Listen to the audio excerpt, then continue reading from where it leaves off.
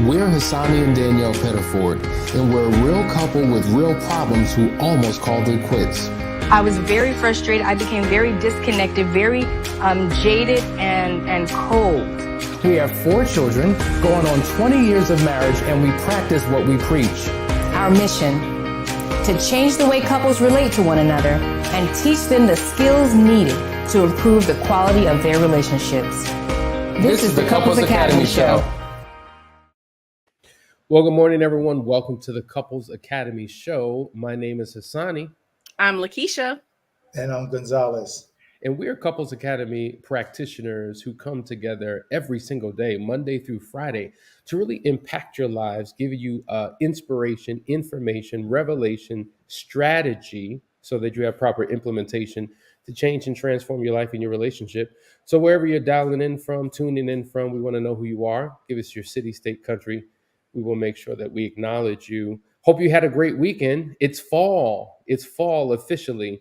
Weather's changing. Things are getting a little bit nippy, but there's a lot of fall festivals. There's a lot of festive activities. So we hope you're taking the time to enjoy your family during this season. Just a couple quick announcements before we dive in. As you know, we've been talking about how Danielle and I are going to Africa.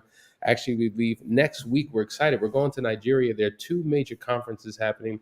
For the first time ever, they're having a international practitioner conference. So, there's such a need for healing and recovery on the continent, particularly in Nigeria, that they're bringing all of them together to give them just instruction on how to overtake that nation with help in healing in a way that can make a difference. And then there's a marriage conference we're participating in.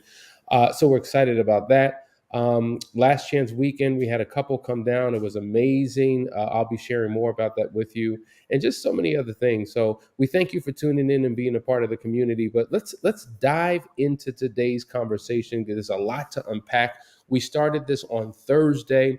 This series is entitled "Why Couples Fail After an Affair." I think this is an important topic because many people mistakenly think that it's the affair itself that causes the divorce. Now, it's very crippling. It's very damaging. It contributes to a major blow in the relationship. But overwhelmingly, the majority of couples recover if they go through a proper process. But those who choose not to, those who do it on their own, those that are not willing to get the help, those who are not willing to be open and honest and transparent about what has occurred, they are the ones that suffer the most. And ultimately, it will end to the demise of that relationship. So that's the conversation we started on Thursday. And we were talking about the failure to engage in full disclosure is one of the contributing factors why a divorce does happen. Today, we want to talk about this idea of, the unfaithful partner, they just don't get it. They just don't get it. So let's unpack what "they don't get it" truly means. Let's bring you into the conversation, Lakeesha. I know that you deal with this all the time with your clients about the fact that one spouse just doesn't get what has occurred. Yes, and it's extremely damaging when that particular spouse does not get it, because that's one of the reasons why the conversations will continue, because the unfaithful doesn't get it, and so the betrayed is trying to get them to get it, and so it's literally to a point where they're trying to beat it into their head, and they're just not getting it, and it's so frustrating. And so the betrayed just doesn't know what to do. They don't know how to fix it. They don't know how to heal it, but they're stuck. What are your thoughts about this, Gonzalez? I already know, because I didn't get it. Growing up in different relationships, even now, my wife will like, you just don't get it, do you? I'm like, get what? And it's like the thought process, the pattern.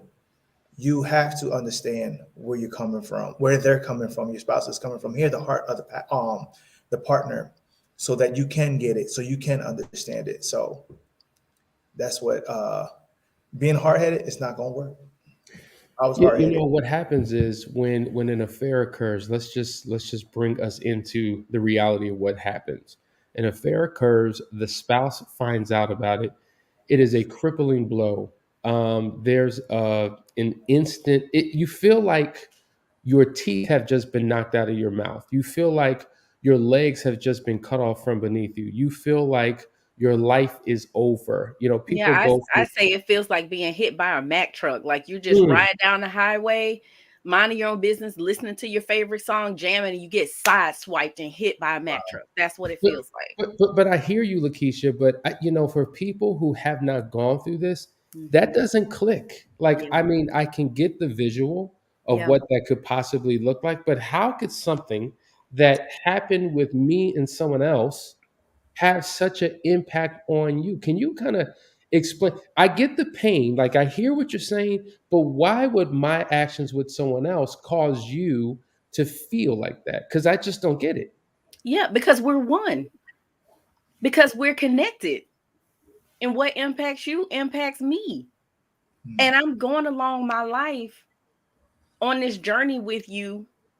And all of a sudden, my world gets turned upside down when I realize that what I thought was a monogamous relationship really has been I'm in a threesome and I didn't get invited. Mm, I didn't sign up for it. I don't get to even benefit. Not that there are benefits from threesomes, but you know what I'm saying. I didn't even get to be a willing participant in this threesome. The two of you have been having a life separate from me, and I didn't even know about it. So you just feel as if nothing makes sense. Nothing at this point that I thought was real feels real. Everything that I thought was truth was a lie. And you're questioning everything because you literally get the wind knocked out of mm, you and you cannot breathe. It feels like someone is holding a plastic bag over your face. And I just need you to get it because mm. you getting it is putting a hole in the bag so I can catch a breath. So when you get it, it's like, now I can breathe. So in essence, there was an idea that I thought we shared once we said I do. There was an understanding, there was an agreement, there was we are forsaking all others and doing this journey together called marriage in a monogamous, committed, closed relationship. And you secretly and clandestinely began to go out and engage with someone else, unbeknownst to me. And then all of a sudden, through a text, it's just like I read a text and now my heart is beating and palpitating, or I see a visual that I just never thought I would ever see, and I can't unsee what I just saw, or I Hmm. get a phone call from a random person, and the shock, the Yeah. awe sends me into this spiraling state, and I'm in pain. And I talk about this all the time, how oftentimes if I have a physical pain, you could respect that because Yeah. you can see the cast, you can see the crutches, you can see the Mhm. band-aid, whatever it is. But an emotional pain is hard for other people to truly understand it. But the way you just unpacked it, wow, what a powerful visual to give people insight. And I hope that those who are on the other side of the hurt and the betrayal, meaning the unfaithful partner, can hear it. Sometimes we can't understand it from our spouse, but when we hear it from other people, things begin to click. So, Well, so and also now I don't know you.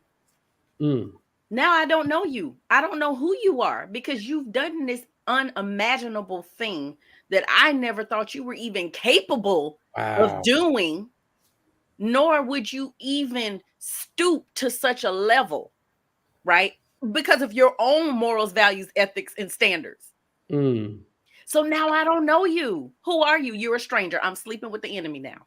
That's right there, right there. I think that's a huge point because Gonzalez, you know, when I talk to clients, and I know you've talked to couples as well, there what she's saying is so spot on. It's just like, who are you? Like, I've been caught up in, I don't know, a mirage for the last 30 years, thinking that you're one thing, but you're someone completely different.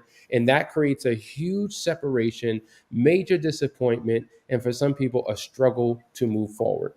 There's a song that is, I think it's Tamia. I forgot who it was, but there's a stranger in my house. Mm, There's a stranger in my Tamia. house. To me, it's Tamia, and it's like what you were saying was, I don't know you. Who are you? It seemed like you've been tag team in a sense. Women psychologically, the the victim on not you, not the victim, the other partner, the affair partner is holding the bag over your head. and the spouse is trying to give you air to breathe while the other one is trying to kill the relationship, because they're the one that's involved. They're the one that came in like a shadow, like a thief in the night, trying to kill and destroy the marriage, the relationship, the friendship that you have, the bond that you have. Wow. So true. What you're saying is spot on. And that song, I remember that song. Mhm. And you know what? There's always a message in music that Hmm. can really speak to situations. I mean, there's a lot Yes. of pain out there. A lot of songs really impact, affairs that have occurred in relationships. While some celebrate it, some talk about the pain that they endure as a result of it. Man, I tell you, the chat is blowing up today. Michelle says, you keep asking yourself, what did I do wrong? And I Hmm. think that's a good point. And here's the deal. That question, when you really think about it, it's the hurt spouse, okay, the betrayed spouse blaming themselves in the form of a question for what they did wrong, how they were not enough, how and the reality is, though, when you really break it down and you get into full disclosure, you do realize that there were relational challenges that created a vulnerability or weakness in the person to do what they did. And sometimes the betrayed spouse has contributed to the negative pattern in the relationship. But interestingly enough, the person who was unfaithful, oftentimes there were things within that person that caused them to react the way that they did. What would cause me to cheat, but another guy to ball up his fist and punch, and another Mhm. guy to curse the spouse out verbally? Why do we all respond differently? Because when we're faced with pressure, what is in us is forced out of us. So if I have a knee-jerk reaction to cheat, that's what I'm going to do in this negative relationship. Someone else may have a knee-jerk reaction to physically abuse. Someone else may have a knee-jerk reaction to verbally abuse. So oftentimes we have to consider what is going on in that person, what is in their background, what is in their psychology that would cause them to make that decision. So yes, I think self-blame is something that a lot of betrayed spouses deal with, which makes it incredibly hard to heal. And I know you probably come across this a lot, Lakeesha, when you're dealing with your clients as well. I mean, of course, infidelity just destroys that person's self-esteem, their self-worth, their self-confidence. Not only are they questioning their spouse, their morals, values, standards, ethics, all of those things, but then they begin to question themselves. Like, how did I miss this? How did I not Mm, know this was going on? How did I not know that it was this bad? And what is it that I did or did not do to cause us to be in this particular situation? yeah. And so they get into now comparing themselves to the affair partner if they've seen them. But they start asking questions. Did they do this? Did they do that? How did they look? And they start comparing themselves to that person, which is so devastating and damaging Yeah. to not only their psyche, but when you're already questioning your self-worth and your self-esteem, and then we get into body esteem issues, Mm. like it just makes it worse when they start comparing. So, but Carlene yes, this Grimes. happens all the time. Carlene says, Lakeisha, you hit it spot on. You start to wonder who that person is and doubt yourself for making bad choices. My husband would say, you know me. And I would say, no, No, I I don't. don't. That's real. Then someone Yep. else goes on to say, this is Estrella, is the most is the most vulnerable position in your life. You no longer feel you know your partner. He has become a stranger, to your point, Gonzalez, a stranger you live with. The trust is gone. Even if you forgive, the trust is gone. Yeah, and here's the deal. I think this is important to understand. She made a distinction. She said, even though you forgive, the trust is gone. Some people think you can't forgive unless you fully trust. Some people believe that forgiveness isn't real unless you no longer feel pain. And I think we're redefining what forgiveness is, making it something that it's not, which makes it thus impossible to fully embrace it.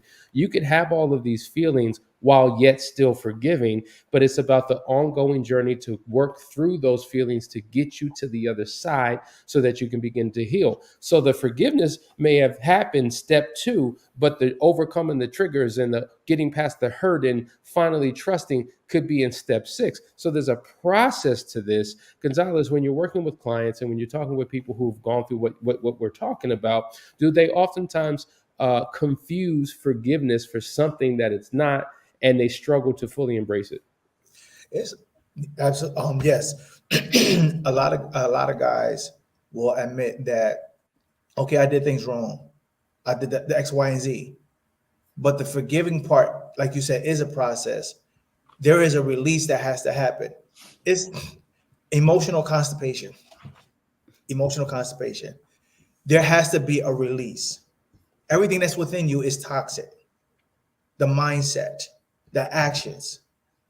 Fess up, own up. Where is the empathy? You're not going to get empathy and feel what the other person's feeling until you release yourself from yourself. And what happens is a lot of guys won't admit that past tense, their upbringing, this is what they were doing all along. They never went through a process. So now they're blocked, they're constipated with their mindset. And then once they release themselves, oh, now I get it. But it took you this long to get it. It took you this. How many years did it take you? How long have you been doing this to break the curse within your family, within yourself, within the pattern of your relationships? So owning up and fessing up for your forgiveness, that's up to you. She could forgive you, but you got to earn that trust daily. So it's part of the process that you have to be willing to go through and be willing to accept. If not, there's other options. It's a journey, to your point. Listen, guys, you're watching the Couples Academy show. We're going to go to a quick commercial. Stay tuned. There are other comments we need to get to and points we want to guide you through. Now, we've been talking about the pain associated with it, but how do we get out of the pain? How do we prevent the divorce after the affair? Stay right there. We'll be right back.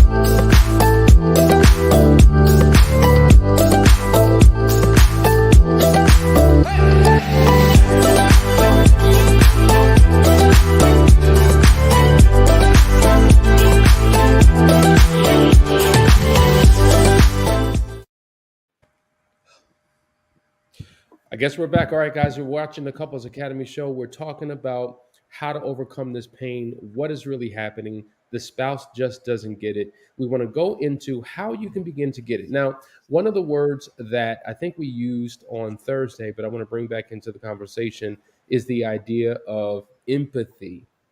Empathy, I think, is one of the most important ingredients to the dynamic of a relationship that can lead to the healing process, particularly for the betrayed spouse. Because if the unfaithful spouse begins to demonstrate empathy, the unfaithful spouse begins to believe that their spouse actually gets it. Now, the challenge is this. There are some people, and let's talk about this, who get caught, who get exposed, and are unrepentant. They don't apologize. They don't see the error of their ways. They blame, shift, and make their cheating all about how their spouse hasn't shown up. They redirect in conversations. They avoid talking about the details of the affair. They come down hard on their betrayed spouse and say, shouldn't you be past this by now? How long are you going to keep harboring over what has happened? It was just sex. Get over it. Move. Like, when you take that attitude and disposition in a relationship, it is crushing. And guess what? As painful as what you did was, oftentimes this feels even worse to the betrayed spouse, because what hope do they have for the future? What hope do they believe that things will ever turn around? And it's a very draining experience. It causes them to feel hopeless and helpless. and it ultimately could squeeze the life out of that relationship. Now, Lakeisha, weigh in on this because I know that this is a reality. Yeah, so here's the thing. If you won't get to a place of being empathetic toward your spouse and what they're going through, it will make it virtually impossible to get to forgiveness. And that's what we were talking about before the break. So it's so important that you experience that empathy and that remorse to help usher your spouse toward that forgiveness. And I did want to make a point about that. Forgiveness is a choice. And it's literally something that you give to your spouse. You've heard this before, that it's the forgiveness is not for them, it's for you, because you're holding on to all this pain and resentment and all of these things, and you're never going to heal until you make a choice to forgive. And forgiveness is not saying that, I'm over it. It's not saying that I'm healed. It's not saying that I'm even ready to move forward, in the sense that I know for a fact we're going to be together, because there's work that has to be done in order for you to get to that space where you work on your relationship. But this empathy is a critical piece, as you said, Hasani, because it can leave the spouse stuck if they don't. And the truth of this is, you cannot heal what you can't feel, what you won't feel. Mm. You can't heal what you won't feel. And if you won't feel the pain, you can't get to the pleasure. And ultimately, that's what you're trying to get to. So when you refuse to be empathetic, you refuse to be remorseful, you refuse to talk about it, you refuse to deal with it, really what you're saying is, I want to stay stuck in this pain. I want to stay in this place, and I don't want to get to the pleasure. So you got to own your stuff. Gotta own it. And that is something that Gonzales, you said before the break, like, you have to own your stuff. You have to own your options, own your opportunities, own your obstacles. You have to own all of your stuff, because if you don't, your spouse feels as if you basically are saying, all of this is on me. It's my fault. I did it. Absolutely. I think as a part of the empathy, right, is you really, when you say own your stuff, that should come with a certain attitude and disposition, because one could be like, fine, I did it. All right, I did it. And let's move forward, right? I own what I did. But the attitude and the approach is damaging. Like when you truly have an internal change within you, there's a level of remorse and concern and compassion that you lead with. There's a healthy dose of guilt that you feel. There's a healthy dose of shame that you feel. Your spouse should be able to see your own internal turmoil as you struggle with what you did and the impact that it's had on your spouse and on your family. And there should be like a repentant type of process that you go through. A lot of times when people are truly repentant and willing to make a change, that's when they draw closer to God. They begin to, reach out and begin to search their heart. Like, you can actually see the journey that they're going through. But people who are not willing to go to counseling, not willing to read a book, not willing to join a support group, not willing to do all the necessary things to bring about true change, it doesn't make the betrayed spouse feel like they truly get it. And that's the problem. Can I say something too, Hasani? Absolutely. One of the things that I admire and respect so much about my brother Gonzales is his humility. And that is another critical piece to this process of you humbling yourself. And that's what you're talking about, Hasani. You're talking about that disposition. When you humble yourself, you are willing to sit there. Christine, I just wanted to You're willing to sit there in that pain. You're willing to listen to whatever your spouse has to say. You're willing to take it. Give it all to me, because I'm in this place of humility, because I recognize that what I did is what caused us to be in this place. Gonzales, I know there's some stuff in the background, but can you respond to the whole humility aspect and what men and women who've been the unfaithful can get from that? Lakeesha, can you hear me? Yeah, I think okay, yeah, he might be waiting for that's something okay. to stop. But to your point, humility is a huge piece of the pie. And I think the arrogance and here's another word, the narcissistic disposition that you have, really stinks to high heaven and turns me off and makes me think and feel that you truly don't get it. I tell you, the chat is blowing up. Stinks to high heaven, Hassan. Oh, to high heaven, to high heaven. Gonzalez, are you there? Yes, I'm ready. Before Keisha spoke, the one thing that came to me was humility. Search me, Lord. See if there's any wicked in me. Search me. Search me. Lead me to the way of everlasting. Cleanse me. It's a purification.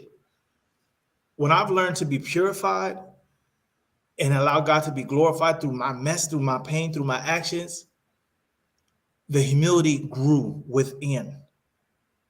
This is honest to God, this is a sensitive subject for me because I was on both sides of the fence. So I can relate to everything that you're saying. Wasn't brought up dealing with empathy. Didn't even know what the meaning of it. To be responsible, held accountable for my actions, all of my actions. Once I searched everything within myself, past relationships, brokenness, what I had with my biological father, everything all my mess, I took ownership of it. And once I did that, trusting God, first and foremost, this marriage, once we got the help along, it flourished. We made that discovery call. We looked at the videos. We came to Last Chance Weekend. We did the Audacity of Marriage. We did everything. So the change have to be within. You set the tone of the environment of your marriage on where it wants to go. Where are you willing to take the marriage from the pain? You know, one thing you said that I think is powerful. You did a couples academy retreat. Then you did the Last Chance Weekend. Then you went through Foundry, and your wife went through Unearthed. You realized that, okay, this is the start of a process that we need to continue because we need more help. And by immersing myself in this work, by placing myself in the proper environment, something is going to happen on the inside of me. If you think about a seed that you place in soil, something happens to that seed. It germinates and grows and produces a harvest right? Likewise, when you place yourself as a seed in the right environment, something happens within you and it produces a harvest of change and transformation. And that change and transformation that happens within you, right, within you, impacts the relationship because you are the lowest common denominator. And I cannot focus on my spouse. I got to focus on me. Can't change my spouse. I can only change me. But when I make these internal changes, all of a sudden things begin to show up in a different way in my relationship. Listen, I got to read some of these comments because golly, it is blowing up.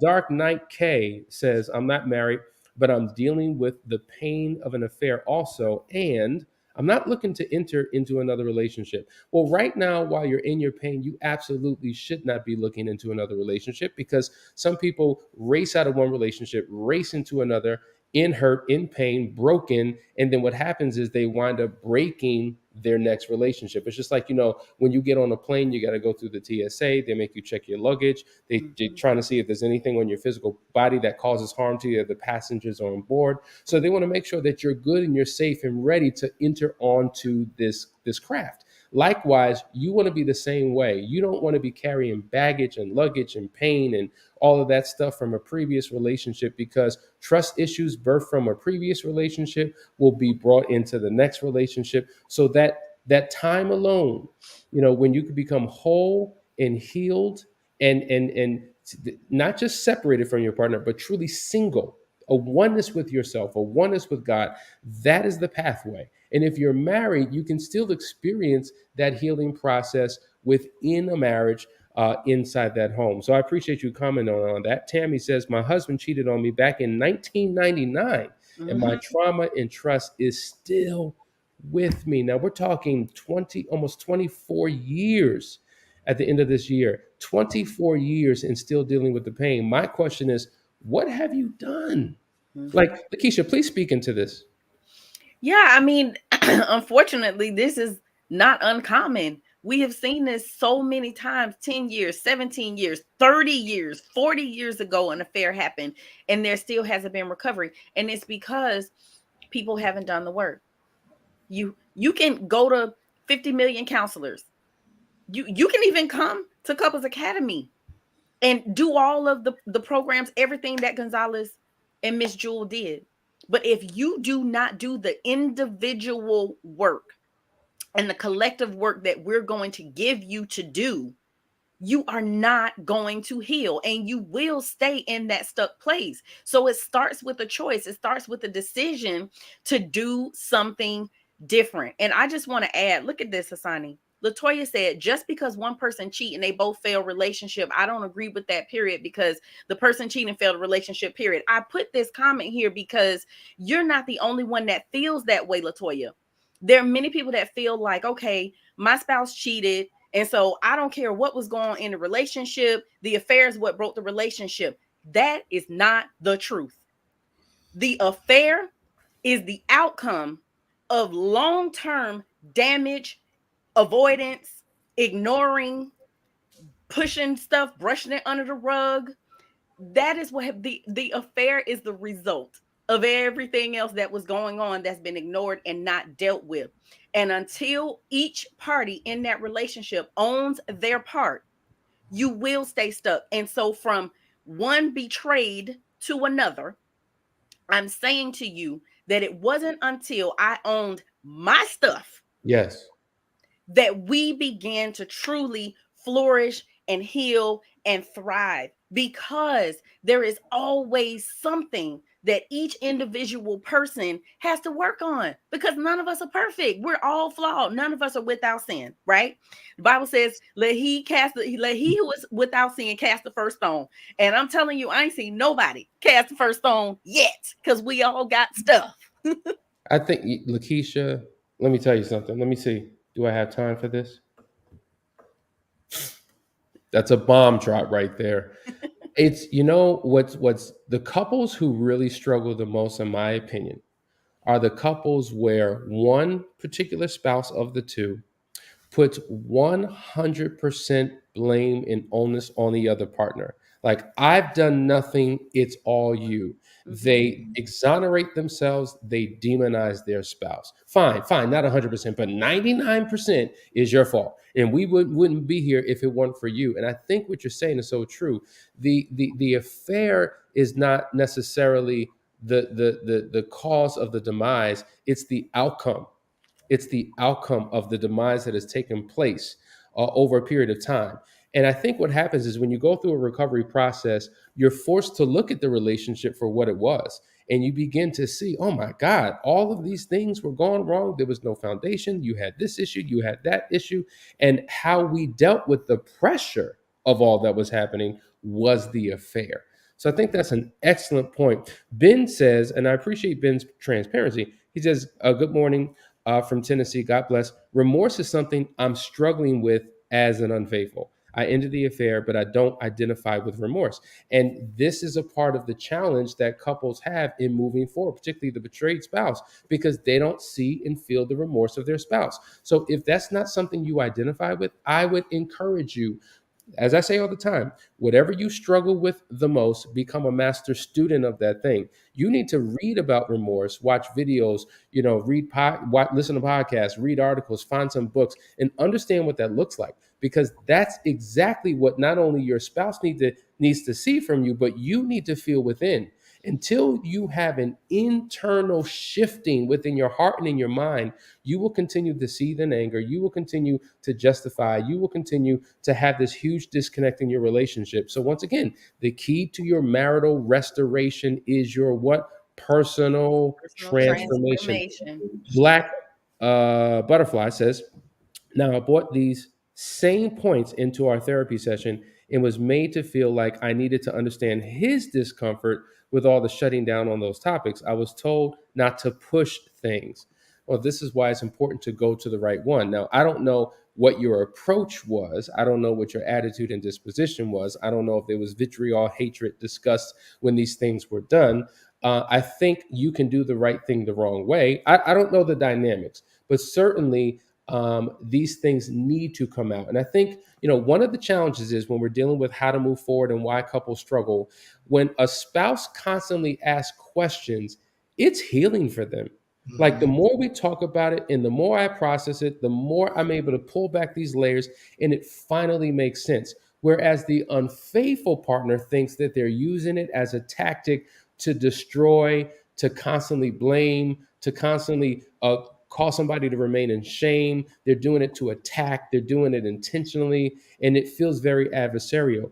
And so we have a different interpretation about what's being done. And so this is why it's important for the unfaithful spouse to understand the reasoning and the motive for the questions and the need to have these conversations. It's healing for them, though you may not think so. Gonzalez, weigh into this on how sometimes the unfaithful partner doesn't get why the betrayed spouse needs to constantly talk about this. They have to talk about it, like you said, for their healing, for the benefit of their health, themselves. The guys holding on, the unfaithful spouse, we created the mess. We created the environment. We created that lifestyle. We have to take onus of that. Again, accountability for it. The stench and the stank, we birthed that. We impregnated our spouse with a non-healthy situation that they have to carry and carry and carry until the man understands how much damage has been caused wholeheartedly. We rather deal with the pain from our homies and everything like that, everything outside of the house. It starts at home. That one person. We have to look at our wives as we look at our mothers in the sense of we wouldn't want that to be done on them. And causing that issue, causing that situation, and not taking accountability, it's that suicide that we're doing for the other spouse. But the man has to take ownership. He has to take onus. He has to take onus. If he doesn't, it's like pulling the trigger on himself. We cannot live a lie for the rest of our lives. The truth has to be exposed, and it will. What's done in the dark will come to the light. Absolutely. Wow, powerful point. Listen, Mike says, it sucks because I want to forgive my wife, but she doesn't seem to be able to forgive herself. So it makes it impossible for her to receive the forgiveness from me. Now that right there is a struggle because forgiveness works in so many different directions. I struggle to forgive you. I struggle to forgive myself. I struggle to receive the forgiveness that you're extending to me. I struggle to believe that God will forgive me. So it's like it's going in so many different directions. And so however it's manifesting, this is a huge hurdle and a blockage that keeps people from moving forward. Because if I truly have this, like I said, there's a healthy dose of shame and a healthy dose of guilt, but that cannot be my permanent address. Because if that's my permanent address, what happens is I'm operating on a lower vibrational frequency. And as long as I continue to remain low, I operate and function and do lowly things. Now, I'm not saying that this is your wife's situation, but I've seen many people who haven't been able to get over it, who's just like, I guess I'm just a low down dirty dog. I guess this is just who I am. I'll never be any better. And then what happens is that attitude and that belief causes them to go out and do more of what they did to get in trouble in the first place. So this is why your healing is so critically important, because if you don't truly heal, healthy people typically don't do unhealthy things. Unhealthy people typically can't do healthy things. So in order to do healthy, you have to be healthy. And that's why Foundry and Unearthed is so critically important. Lakeesha, talk to them about the importance of going through an unearthing experience and what the program really does to really help begin to restore and heal women's lives. Man, that unearthing process is painful but powerful. Anytime you are digging up things that you have buried alive, it's gonna hurt. Because one thing, you feel like I buried that and I'm good and I healed and I moved forward. But when you realize that you buried it alive, and because you buried it alive internally, it's been eating you up from the inside out. You talked about Hasani, how people react, like after they found out, like after D-Day, how they respond. You respond that way because there was something brewing inside of you internally that you were completely unaware of. There was something in you that you didn't even know was there. You thought you had healed it and recovered from it and buried it dead, but really you buried it alive. And it's been inside, eating away at you, chucking at you one piece at a time. And so now, as it's rising up to the surface, and it's like right there, it can't get out. But then D-Day happens and boom, there's the volcano. There's the explosion. Everything that was in there that was building and building and building, it came out. But going through Unearth helps you to dig it up. And it's in your own pacing and your own timing. And when you're ready, piece by piece, instead of you having this volcanic explosion, and now you don't have control over what comes out, when it comes out, how it comes out, how much of it comes out. So those of you who are control freaks, this is a way for you to control the release of the pain and everything that you have been holding on to. Wow.